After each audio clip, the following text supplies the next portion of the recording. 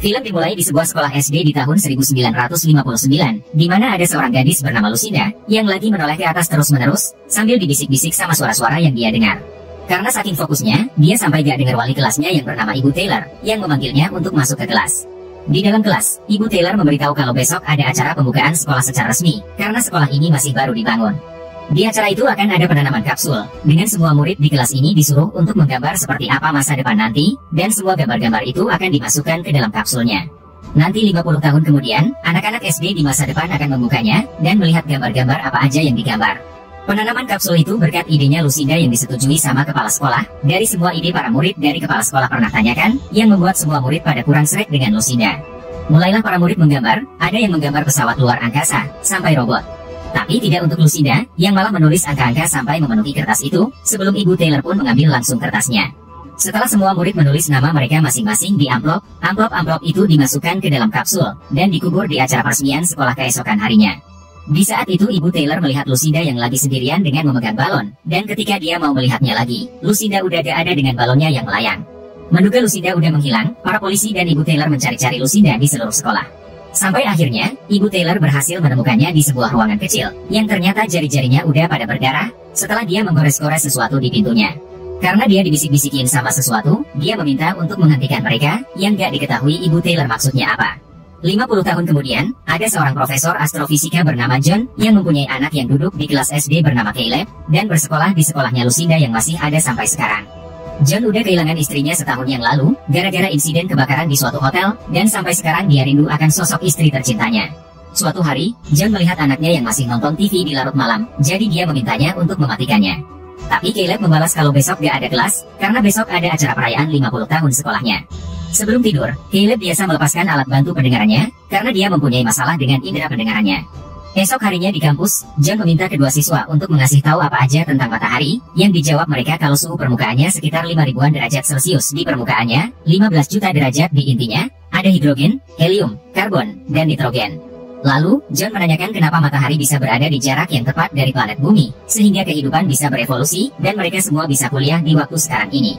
Dia berpikir kalau semuanya punya tujuan, urutannya sudah ditentukan. Tapi ada argumen yang mengatakan kalau semuanya adalah kebetulan, dari hasil rentetan kecelakaan kimia yang rumit dan lain-lainnya.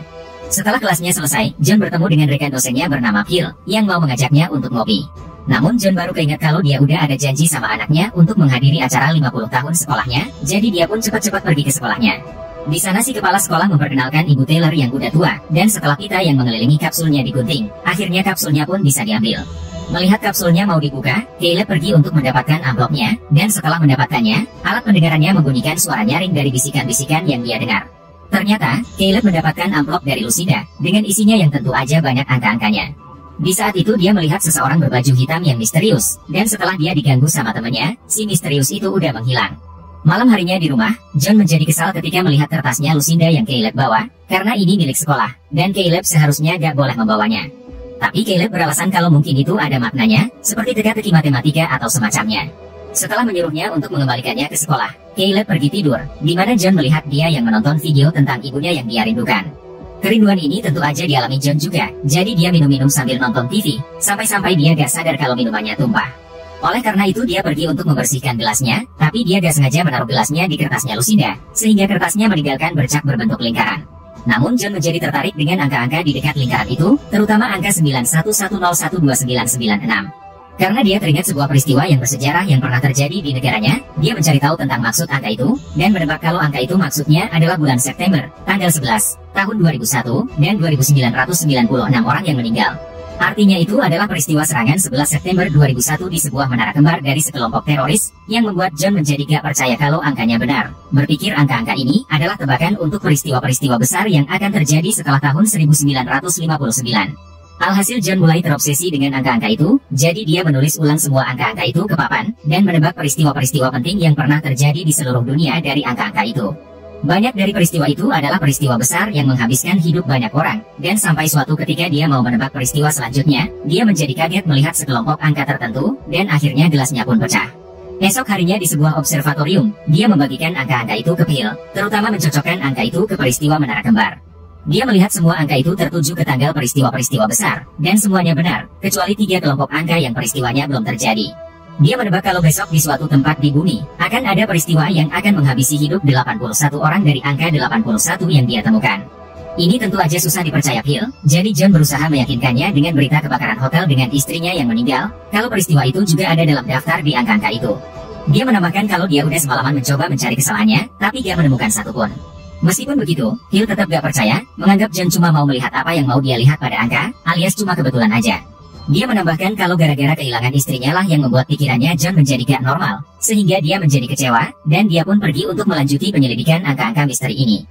John kemudian pergi ke rumahnya Ibu Taylor, di mana dia memberitahu ceritanya tentang Lucinda, kalau dia pernah menemukannya di sebuah ruangan kecil sekolah, dan ada menuliskan nomor gak jelas dengan mencakar pintu. Dia mengaku gak tahu kenapa Lucinda bersembunyi waktu itu, dan Lucinda sendiri gak tahu apa yang membuatnya melakukan cakaran itu. Ketika John menanyakan di mana Lucinda sekarang, Ibu Taylor menjawab kalau Lucinda udah meninggal beberapa tahun yang lalu, jadi John berusaha mencari info tentang Lucinda ke orang lain. Sementara itu, Caleb lagi bermain bola sendirian, dan setelah datang mobil dengan 2 orang di dalam, alat pendengarannya Caleb menjadi kumat mengganggunya lagi. Sambil mendengar bisikan-bisikan itu lagi, Caleb pergi mendekati kedua orang itu, dan dikasih sebuah batu hitam. Di saat itu John melihatnya, oleh karena itu dia cepat-cepat mengamankan Caleb, dan menanyakan siapa kedua orang itu, yang dijawab dia kalau orang itu cuma orang biasa. Ketika John mencari info tentang kematiannya Lucinda untuk mengetahui tempat tinggalnya, dia dikagetkan sama kedatangan adiknya bernama Grace, yang mengajukan diri untuk menjaga Caleb, agar John bisa keluar tanpa rasa khawatir.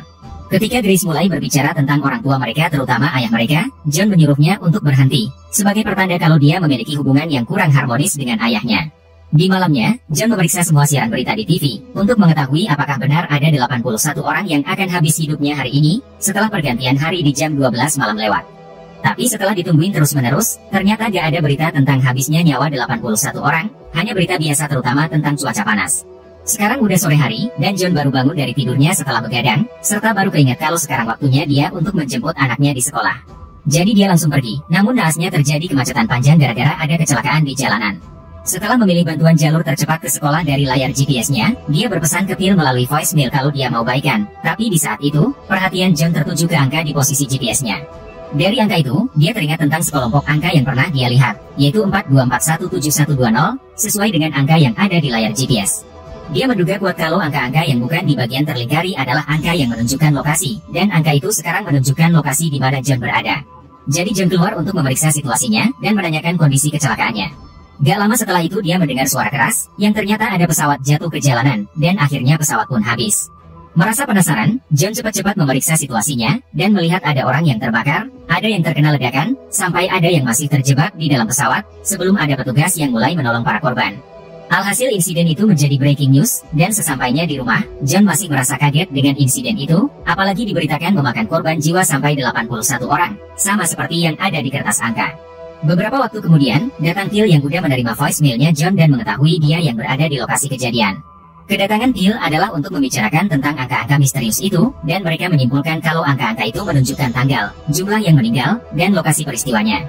John lalu memberitahu kalau masih ada 2 musibah lagi yang tersisa, menganggap angka-angka itu adalah peringatan untuk dia, tapi Phil merasa itu adalah peringatan agar mereka menjauh, yang bisa aja John habis hidupnya hari ini. Setelah memberikan saran untuk jangan terlibat lagi dengan angka-angka itu, Phil pergi dari rumah, yang di saat itu ternyata ada si orang misterius yang berdiri di depan rumah.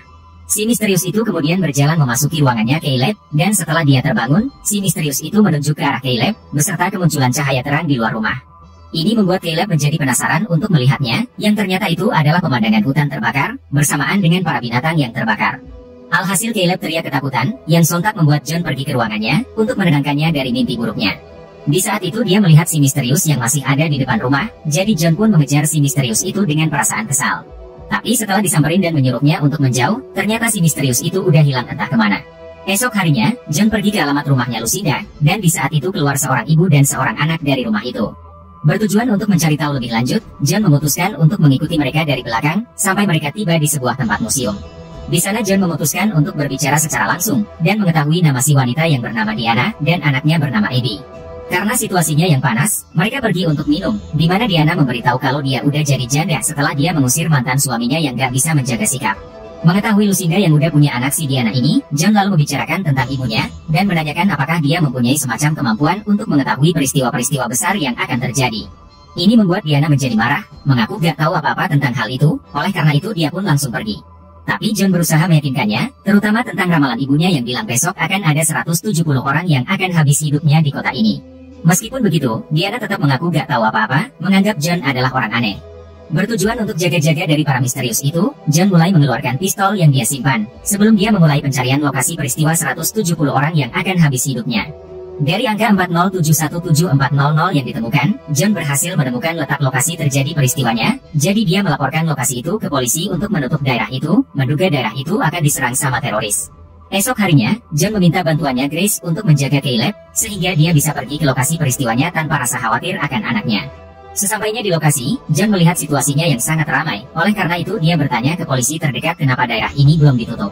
Tapi si polisi menyuruhnya untuk tenang dan ikut dengannya, yang tentu aja ditolak John dengan kabur. Jadi si polisi pun melapor ke teman-temannya untuk mengejar John yang dianggap mencurigakan. John kabur ke arah stasiun kereta bawah tanah, di mana situasinya sangat ramai, karena berada di pusat kota dengan banyak karyawan yang menggunakan kereta. Di sana John berusaha mencari seseorang yang mencurigakan, dan ada melihat seorang pria yang menyembunyikan sesuatu di dalam jaketnya, mengira itu adalah bom. Ini membuat si pria menjadi ketakutan dengan kabur, jadi John pun cepat-cepat mengejarnya, sampai pengejarannya mengarahnya ke dalam kereta, sambil dikejar sama polisi di belakang. Menjadi terjebak di ujung gerbong, si pria mencurigakan akhirnya menyerah, dan ternyata apa yang dia pegang bukanlah bom, melainkan kotak-kotak film yang dia curi. Sementara itu, ada kereta lainnya yang datang dari depan, tapi jalur keretanya menjadi error, yang membuat keretanya keluar dari jalur dalam kecepatan cukup tinggi. Ini lalu diketahui John, oleh karena itu dia pun langsung menyuruh semua orang untuk mundur. Namun kereta dari depan itu udah mental mengarah ke banyak orang di peron, sehingga banyak orang pada gak sempat untuk kabur. Alhasil banyak dari mereka pada ketabrak kereta, dan akhirnya 170 orang pun pada habis. Beberapa waktu kemudian, semua orang pada keluar dari stasiun, dengan banyak dari mereka yang terluka, sementara John masih baik-baik aja dengan perasaan lagi-lagi terkejut seperti sebelumnya. Di malamnya, John kembali ke rumahnya, di mana dia kedatangan Diana yang mulai mengaku tentang kemampuan ibunya, setelah insiden kereta bawah tanah itu. Dia keingat tentang 33 orang yang akan habis hidupnya yang pernah dibilang John, dan ibunya pernah memberitahu kalau Diana akan habis hidupnya di hari itu, yang membuat dia beserta anaknya menjadi terganggu, merasa gak yakin seseorang bisa meramalkan peristiwa masa depan. Dia mengaku gak mau tahu masa depannya, karena pada akhirnya semua orang juga akan habis hidupnya, sementara John berharap bisa mendapatkan daftar angka-angka itu lebih awal, supaya dia bisa mencegah peristiwa kebakaran hotel yang menghabisi hidup istrinya. Jadi Diana memutuskan untuk membantu John dengan memberitahu di mana lokasi rumah lama ibunya di tengah hutan, untuk mencari petunjuk apapun tentang misteri angka-angka itu. Sebelum mereka memasuki rumahnya, Diana merasa heran dengan dua nomor terakhirnya yang dia duga bukan nomor 33, tapi itu huruf E yang ditulis terbalik, karena dia teringat anaknya yang suka melakukan itu waktu dulu. Mereka kemudian memasuki rumahnya, di mana mereka menemukan foto ibunya dengan Diana yang masih kecil, dan mengungkapkan kalau ibunya meninggal gara-gara overdosis, dengan jasadnya yang ditemukan di kamarnya. Di sebuah ruangan, ada banyak kumpulan berita-berita tentang peristiwa besar yang pernah terjadi. Dan di kumpulan itu, John menemukan sebuah gambar yang menarik perhatiannya, dengan seseorang yang dikasih sebuah kertas, 4 makhluk yang bersayap, dan sebuah sesuatu berbentuk bulat. Jadi mereka memutuskan untuk mengambilnya. Selanjutnya di kamar Lucinda, John merasa menginjak sesuatu, yang ternyata itu adalah batu hitam yang pernah anaknya terima dari para orang misterius. Di sampingnya masih ada batu-batu hitam lainnya, dengan banyak kata-kata di bawah kasur. Oleh karena itu John mencoba mendirikan kasurnya, dan menjadi kaget melihat kata-kata itu, yang ternyata itu adalah kata, semuanya, dari inisial E yang mereka ketahui di angka-angka, yang berarti peristiwa selanjutnya akan menghabisi semua makhluk hidup di bumi. Sementara itu, Caleb kembali mendengar bisikan-bisikan itu lagi, yang ternyata para orang misterius datang mendekatinya lagi. Si misterius itu bilang untuk ikut dengannya, jadi Caleb pun sontak membunyikan klakson mobil, untuk memberitahu John dan Diana untuk segera kembali. Ternyata para misterius itu udah gak ada, dan setelah mendengar kesaksian dari para anak, John melihat salah satu orang misterius itu yang berjalan ke dalam hutan. Oleh karena itu John cepat-cepat mengejarnya dengan pistol, sampai dia menemukan si misterius itu, dan menanyakan apa yang dia inginkan dari anaknya. Tapi si misterius itu gak menjawab, melainkan membuka mulutnya yang memunculkan cahaya terang yang membutakan John untuk beberapa saat, dan si misterius pun udah menghilang ketika mata John kembali normal. Setibanya di rumah John, Diana mengaku kalau para misterius itu pernah mengikuti anaknya juga, yang menandakan kalau Abby juga bisa mendengar bisikan-bisikan misterius itu sama seperti Caleb. Di pagi harinya, John melihat Abby yang lagi melakukan sesuatu ke gambar misterius itu, yang ternyata dia mewarnai kuning untuk seseorang yang berada paling atas, menandakan kalau orang itu sebagai matahari. Berpikir itu masuk akal, John pergi ke observatorium lagi, di mana dia dan Phil memeriksa aktivitas matahari yang pernah mereka pelajari, yang waktu itu di tahun 2001, matahari pernah melepaskan suarnya. Ketika diperiksa lagi, John menduga kuat kalau suar yang pernah dilepaskan matahari itu adalah peringatan bagi semua orang, dan yang akan terjadi nanti adalah suar matahari super yang bisa menghabisi semua makhluk hidup di bumi. Phil berpikir kalau mereka harus memberitahu hal ini ke pemerintah, tapi John yakin kalau pemerintah udah mengetahui akan ancaman ini sebelumnya. Merasa terancam akan terjadi kiamat, John bertanya bagaimana caranya menghentikan kiamat itu, walaupun dia tahu kalau itu gak mungkin. Ancaman ini juga dirasakan Hill, jadi John menyarankannya untuk bersama orang tercinta selagi bisa, sebelum dia membicarakan tentang kiamat ini ke Diana. Diana mengaku salah udah berpura-pura menganggap ibunya gila, dan sekarang dia berpikir untuk bersembunyi di sebuah gua yang mungkin bisa menyelamatkan mereka. Ini disetujui John, jadi mereka pun bersiap-siap untuk membawa semua keperluan, dan John menelpon ayahnya untuk memperingatkannya tentang kiamat itu. Tapi ayahnya berpikir kalau dia gak perlu menyelamatkan diri, karena dia merasa siap kapanpun Yang Maha Esa memanggilnya, sebelum terjadi gangguan sinyal di jaringan telepon mereka berdua, sebagai pertanda kalau aktivitas matahari mulai meningkat. Ketika John memanggil Caleb untuk segera pergi, dia menjadi kaget melihat anaknya yang malah menulis angka-angka seperti Lucinda, dan terus menulis-nulis, sampai dia garuk-garuk di meja untuk menulis angka 155234445. Setelah dihentikan, mereka semua pergi menuju gua itu, namun Diana merasa kalau jalan yang mereka lalui bukan jalan ke gua, yang ternyata malah ke sekolahnya Caleb. Ini dikarenakan John keingat tentang cerita Lucinda yang pernah garuk-garuk di pintu ruangan kecil sekolah, menduga kuat kalau tujuan Lucinda adalah untuk memberitahu koordinat terakhir untuk mereka bisa selamat dari kiamat, dan bukan malah ke gua. Jadi dia pergi ke sana untuk mengambil pintunya, lalu dia bawa kembali ke rumah, untuk dia bisa mengupas lapisan kayunya untuk mengetahui angka koordinatnya. Ini susah dipercaya Diana, oleh karena itu dia pun memutuskan untuk tetap pergi ke gua bersama dengan Caleb. Beberapa saat kemudian, John berhasil mendapatkan angkanya, dan memasukkan angka itu ke alat GPS-nya, yang ternyata itu mengarah kembali ke lokasi tempat dia bertemu si orang misterius di tengah hutan. Mengetahui Diana yang udah pergi dengan mobilnya sendiri, John pun cepat-cepat mengejarnya dengan mobil miliknya. Di tengah perjalanan, Diana harus pergi ke SPBU untuk mengisi BBM, dan di tengah transaksinya, dia dikejutkan dengan TV yang menayangkan siaran darurat dari pemerintah yang memberitahu tentang suar matahari super itu. Tapi yang mengumumkan bukanlah presiden, melainkan panglima militer, dan dia mengabarkan kalau penampungannya udah penuh, jadi dia menyarankan ke semua warga untuk mencari tempat perlindungan sendiri. Ketika ditanya di mana presiden, si panglima menjawab kalau presiden dan semua stafnya udah dibawa ke lokasi yang aman, sebagai pertanda kalau mereka udah mengetahui ancaman suar matahari super ini sebelumnya. Sementara itu, Caleb menjadi khawatir akan ayahnya, oleh karena itu dia pun menggunakan telepon umum untuk menelpon ayahnya. Gak lama setelah itu datang Diana yang mengambil alih teleponnya, dan memberitahu John lokasi mereka sekarang. Di saat itu John bersikeras untuk mereka segera pergi ke rumah lamanya Lucinda lagi, dan menekankan kalau gua itu gak bisa menyelamatkan mereka, karena radiasi matahari yang akan menembus 1,6 km ke dalam kerak bumi. Meskipun begitu, Diana gak percaya dengan tetap pergi ke gua, tapi gak lama setelah itu perhatiannya tertuju ke sebuah batu hitam di depannya, yang ternyata para orang misterius itu menculik Caleb dan anaknya dengan menggunakan mobilnya Diana. Menjadi panik, Diana pun cepat-cepat mengejar mereka dengan menggunakan mobil orang yang lagi isi bensin. Sesampainya di lampu lalu lintas yang lagi merah, Diana gak mau mengantri dengan langsung melewati semua mobil, dan akhirnya dia pun ditabrak truk yang lagi melintas. Dalam kondisi sekarat, Diana melihat batu hitam yang berada di depannya, dan cuma bisa terus melihat dan melihat. Sementara itu, John udah sampai di SPBU, dan menanyakan kesaksian si bapak kasir tentang Diana. Si bapak kasir memberitahunya, jadi John pun cepat-cepat melanjutkan perjalanannya, ketika SPBU-nya terjadi panik buying setelah ancaman suar matahari super itu diumumkan pemerintah, tapi ada juga yang malah menjarah makanan dan minuman karena saking paniknya. Sesampainya di lampu lalu lintas itu, John memeriksa lokasi kejadian kecelakaannya, dan mengetahui Diana yang mengalami kecelakaan. Para petugas ambulan lagi berusaha menyelamatkan Diana, namun naasnya mereka gak berhasil, dan akhirnya Diana pun meninggal. Waktu meninggalnya Diana adalah jam 12 malam lewat di hari akan terjadi kiamat ini, sebagai pertanda kalau ramalannya Lucinda tentang kapan Diana meninggal udah benar, walaupun dia gak meninggal gara-gara kiamat. Ketika memegang tangannya, John menemukan batu hitam yang ternyata dipegang Diana sebelum meninggal, sebagai pemberitahuan kalau Caleb dan Abby udah diculik sama para orang misterius itu. Beberapa waktu kemudian, John sampai di daerah tempat dia bertemu si orang misterius itu, dan mengetahui tanahnya yang ternyata dipenuhi dengan batu-batu hitam, yang menandakan kalau para misterius itu memberikan batu hitamnya sebagai petunjuk. Setelah melihat mobil yang diparkir para misterius itu, John akhirnya bertemu dengan si salah satu misterius, dan meminta untuk mengembalikan anaknya. Gak lama setelah itu datang Caleb yang menyuruhnya untuk berhenti, dan membuat John menjadi tenang setelah mengetahui anaknya, dan Eddie masih gak apa-apa. Setelah datang ketiga teman dari si misterius, Caleb bilang kalau para misterius itu sebenarnya udah melindungi mereka selama ini, dan sekarang para misterius itu datang untuk mereka, serta udah mempersiapkan jalannya. Ketika John bertanya siapa para misterius itu sebenarnya, muncul sesuatu besar dari atas, yang ternyata itu adalah sebuah bahtera antar bintang, yang bisa melakukan perjalanan antar bintang. Caleb menambahkan kalau para misterius itu udah memilih mereka agar mereka bisa memulai kembali, dan agar semuanya bisa dimulai kembali. Tapi ketika Caleb mengajak ayahnya untuk pergi, salah satu si misterius menahan laju mereka, dan memberitahu kalau cuma yang terpilih aja yang bisa pergi, serta bagi yang bisa mendengar panggilan mereka dari bisikan-bisikan itu. Mengetahui ini, John mau gak mau mesti merelakan kepergian anaknya, yang tentu aja susah untuk diterima Caleb. Jadi John mengasihnya sebuah kalung yang berisi foto mereka bersama ibunya Caleb, untuk menjadi pengingat akan keluarganya. Berpisahlah Caleb dengan ayahnya, dengan para misterius itu yang mengungkapkan wujud aslinya, yang ternyata mereka adalah makhluk luar angkasa yang bersayap, seperti yang ada di gambar misteri di rumahnya Lucinda.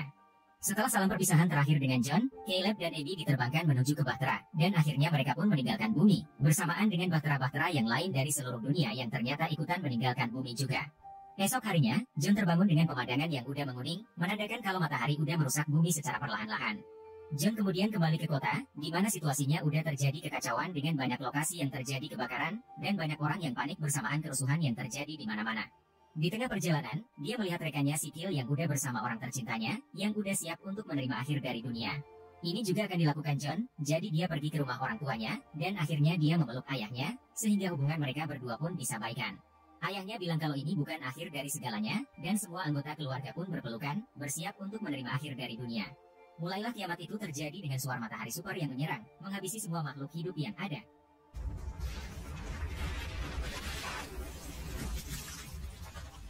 Dan akhirnya bumi pun habis. Film diakhiri dengan Caleb dan Abby udah sampai di dunia lain yang damai dan tentram, di mana mereka berlari di lapangan luas, menuju ke pohon misterius putih besar yang mengisyaratkan sebagai Tree of Life, atau pohon